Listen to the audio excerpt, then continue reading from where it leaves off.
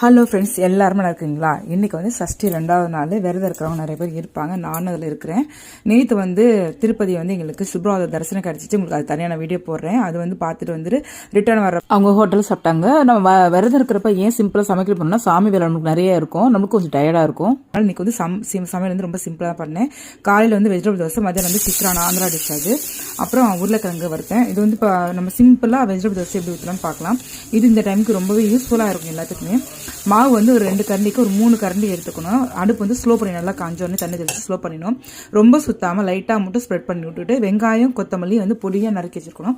அது வந்து மேலால் ஸ்ப்ரெட் பண்ணி விட்டுட்டு மேலால் கேரட் வந்து நல்லா உங்களுக்கு தூவிடணும். இது வந்து கேரட் திங்காத பிள்ளைங்க கூட இது மாதிரி போட்டு கொடுத்தீங்கன்னா செம சூப்பராக சாப்பிடுவாங்க. இதில் முன்னாடி திருவி வச்சுட்டு இதில் போட்டிங்கன்னா ஒன்று ஒட்டிக்கும். ஆனால் இது பார்த்தீங்கன்னா அப்படியே மேலே லேயர் அழகாக விழுகும். உங்களுக்கு ரொம்ப டேஸ்ட் நல்லாயிருக்கும்.